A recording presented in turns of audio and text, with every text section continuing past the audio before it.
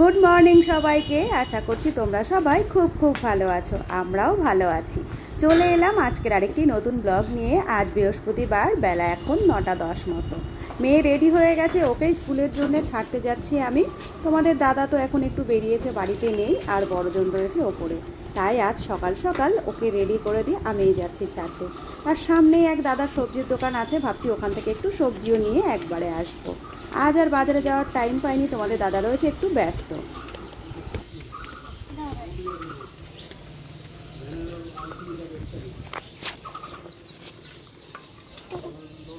Tata.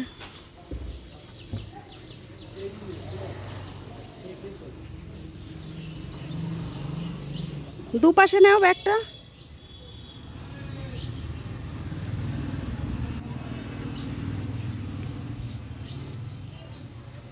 মেয়ে বেরিয়ে গেল স্কুলের জন্য, আর আমি চলে গেলাম সামনে দাদার দোকানে একটু সজনে ডাঁটা নিতে। আর সেরকম কিছুই নিইনি, শুধু একটু সজনে ডাঁটা নিয়ে বাড়িতে চলে এলাম। আসার পরে দেখলাম আজ আর নিচের দিকটা ঝাড় দেওয়া হয়নি। তোমাদের দাদাই সকালবেলায় গেট খোলে, তখন একটু ঝাড় দিয়ে দেয়, আজ দেওয়া হয়নি, তাই আমি ভাবলাম আমিই দিয়ে দিই। নিচের দিকটায় এসে খুব একটা কাজ কম এখন আর সেরকম করা হয় না। মাঝে মধ্যে আসি, তোমাদের সঙ্গে তো সব রকম শেয়ার করা হয় না, সবটা শেয়ার করতে গেলে ভিডিওগুলো হয়ে যায় অনেকটাই বড়। তাই আজ ভাবলাম একটু শেয়ার করেই দিই। সারাটা দিন আমাদের সংসারে কত রকম কাজকর্ম থাকে, আর কি কি করি না করি। এর আগে বেশ কয়েকটি ব্লগে তোমাদের আমি বলেছি তোমাদের দাদা পাঞ্জাবির ব্যবসা করে। রেডিমেডের ব্যবসা তো, বাড়িতে অনেক কাজকর্ম হয়, আর সেই জন্য অনেকটাই অপরিষ্কার হয়ে থাকে বাড়িঘরের সামনেটা। প্রত্যেক দিন এবেলা একবার আর ওবেলা একবার, দুবেলা যদি বাড়িঘরের সামনেটা পরিষ্কার না হয় তাহলে দেখতে ভালো লাগে না। যদিও এগুলো আমার রোজ করতে হয় না, আজ করতে চলে আসলাম, তাই তোমাদের সঙ্গে একটু শেয়ার করে দিলাম। আমাদের ছোট্ট সংসারে আমরা মাত্র 4 জন মানুষ, 2 মেয়ে আর আমরা 2 জন। তোমাদের দাদা ঘরের বাইরেটা সব সময় সামলায়, ঘরের ভেতর দিকটা আমি সামলাই। আর এভাবেই 2 জন মিলে কাজ ভাগ করে চলছে আমাদের ছোট্ট সংসার আর এই ছোট্ট সিম্পল জীবনটা। গল্প করতে করতে দেখো সকালবেলায় অনেকটা কাজও হয়ে গেল, আর তোমাদের সঙ্গে অনেক কিছু শেয়ারও করা হয়ে গেল। এবারে চলো ওপর দিকে যাই।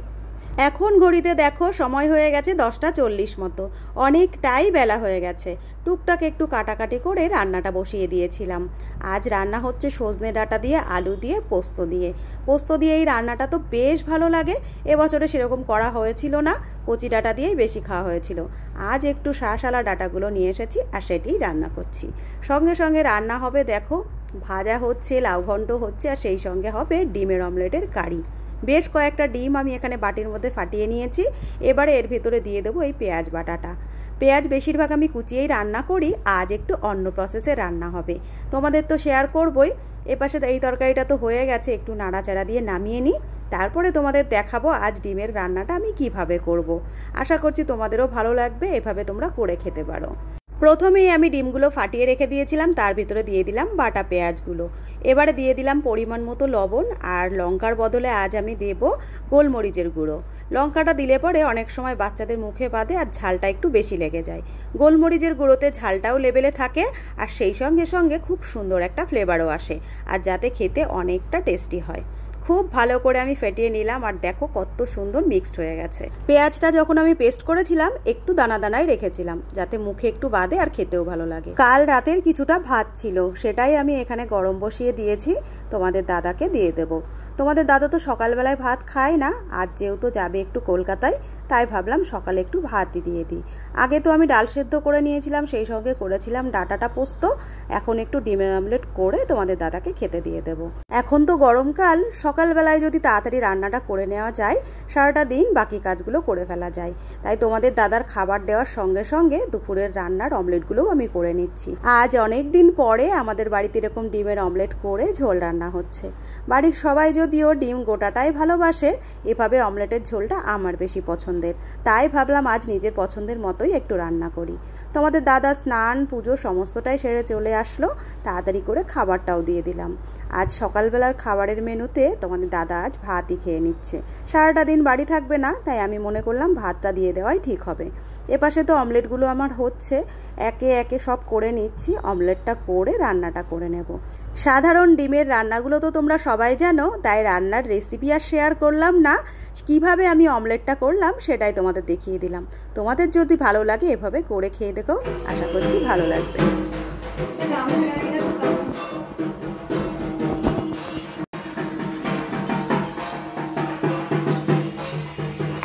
কাজ করতে করতেই তাড়াতাড়ি ধোয়া একটা নাইটি পরে চলে এলাম নিচে। এর আগের ব্লগগুলোতে তো তোমরা দেখেছই, শীতলা মায়ের পুজোর কথা তোমাদের বলেছিলাম। আমাদের পাড়ার মন্দিরটা হলো বারোয়ারি শিব কালী শীতলা মন্দির। এই 3 রকম ঠাকুরের পূজা হয় ওই মন্দিরে। আর এই চৈত্র মাসটা পুরো তোমরা জানো যে সবাই সন্ন্যাসী করে, আর এভাবেই ঠাকুর নিয়ে কিন্তু প্রত্যেকের বাড়িতে যায়। চৈত্র মাস তো প্রায় শেষ হতে গেল, আর ওদেরও এই দিন শেষ হতে গেল, তাই আজ চলে এলো আমাদের বাড়িতেও। তেল সিঁদুর এগুলো নিয়ে চলে এলাম নিচে। আসার পরে তোমরা দেখতেই পেলে একটা ঘটিতে করে আমি জল ঢেলে দিলাম। তারপরে ওনারা ঠাকুর নামালো, আর এখানে তেল সিঁদুর যা যা দিতে হয়, যা যা নিয়মকানুন আছে তেনারা করছেন। ভাবলাম ভগবান তো সবার, তাই তোমাদেরও একটু দর্শন করিয়ে দিলাম। কেমন লাগলো জানিও।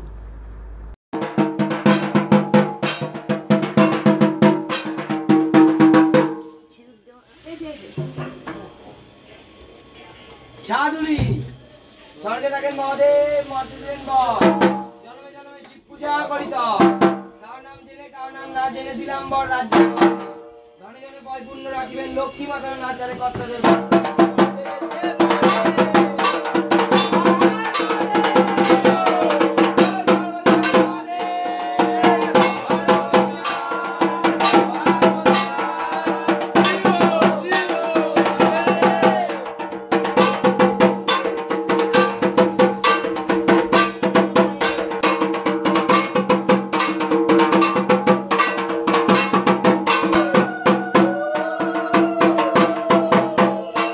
তোমরা তো দেখতেই পেলে কি কি নিয়ম কানুন থাকে। অনেকেই হয়তো জানো এই ধরনের চৈত্র মাসের পুজো প্রত্যেকটা পাড়ায় প্রায় হয়ে থাকে।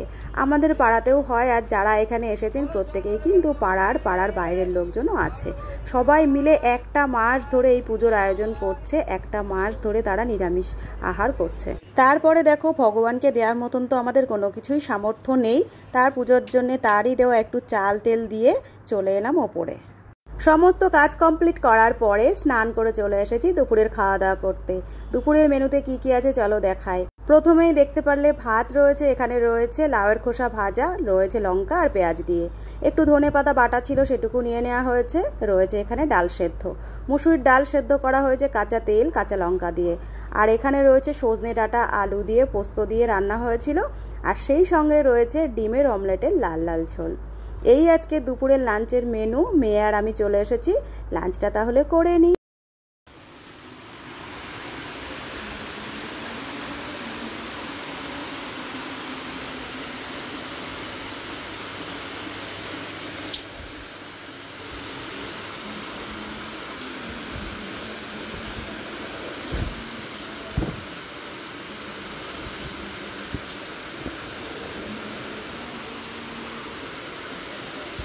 এখন প্রায় সন্ধ্যা সন্ধ্যা ভাব, আমি চলে এলাম আবার ছাদে।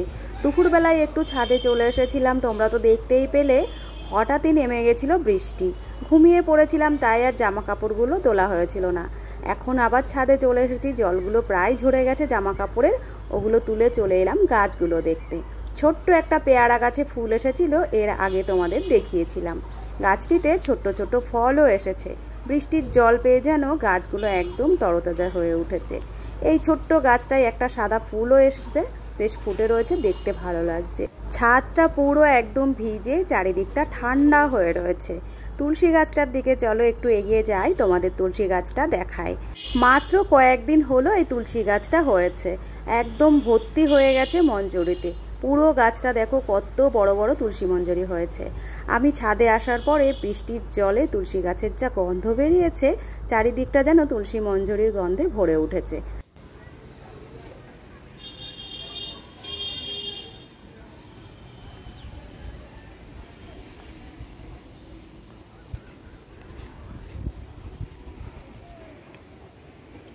এদিকে তো সন্ধ্যা প্রায় হয়ে এলো আর চারিদিকটা মেঘলাও রয়েছে। চাঁদটা যেন এখনও সেই মেঘের ভেতর থেকে উঁকি মারছে। ওই দেখো দূর থেকে তোমাদের দেখাচ্ছি, খুবই অস্পষ্ট দেখা যাচ্ছে, কিন্তু বেশ ভালো লাগছে মেঘের মধ্যে থেকে চাঁদটা। সন্ধ্যা প্রায় লেগে গেছে আর আজ বৃহস্পতিবার। চলো সন্ধ্যাটা তাহলে দিয়ে নিই। আমার ঠাকুর ঘরটাই বেশ অন্ধকার হয়ে রয়েছে, আগে লাইটটা জ্বালিয়ে নিই। তোমাদের তো রোজ এই ধরনের ব্লগগুলো আমি দিতে পারি না, দেওয়াও হয় না। ওই যে রোজ একটাই কথা বলি, সব দেখাতে গেলে ব্লগটা হয়ে যায় অনেকটাই বড়, তাই রোজ সারাটা দিন কি করি না করি তোমাদের সঙ্গে শেয়ার করা হয় না। বাইরের দিকটা তো পুরো ঘোর ঘোর হয়ে গেছে, চলো এবার সন্ধ্যাটা দিয়ে নিই। খুব ছয় ছোট্ট একটা ঠাকুর ঘর আমার 3 তলার ওপরে, আর সেখানে 6 ছোট্ট আসনে রয়েছে ভোলানাথ, নারায়ণশিলা, সেই সঙ্গে রয়েছে মা লক্ষ্মী, নারায়ণ, রাধা মাধব আর অনুকূল ঠাকুর। তোমরা কারা কারা কোন ঠাকুরের পুজো করো জানি না, আমার ঘরে কিন্তু যা যা বললাম সেই সব ঠাকুরের পুজো করা হয়। প্রত্যেক দিন আমার নিয়মিত ঠাকুর ঘরে আসা হয় না, আগে তো আসতাম প্রত্যেক দিন। যবে থেকে নারায়ণশিলার পুজো করা হয় বেশিরভাগ তোমাদের দাদাই ঠাকুর ঘরে আসে, তোমাদের দাদাই পুজো আর্চনা করে।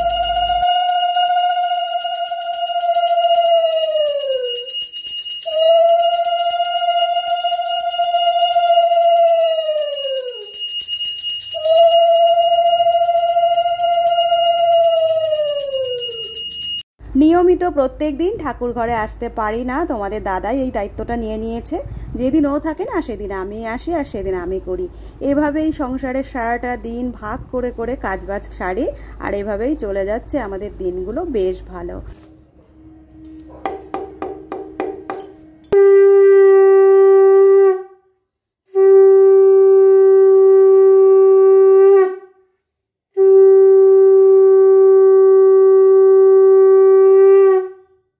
সন্ধ্যা দেয়া আমার হয়ে গেছে কমপ্লিট। এবার বাইরে যাব, ছাদের উপরে তো আমার তুলসী গাছ আছে তোমরা দেখেছই, সেখানে সন্ধ্যা দেখাবো, তারপরে যাব নিচে ঘরে গিয়ে সন্ধ্যা দেখাবো।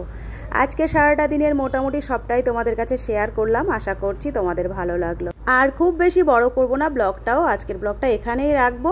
রোজই তো তোমাদের সামনে হাজির হয়ে যাই নতুন নতুন ব্লগের সঙ্গে, আবার খুব তাড়াতাড়ি হাজির হয়ে যাব নতুন কোনো ব্লগের সঙ্গে। সবাই খুব ভালো থেকো, সুস্থ থেকো।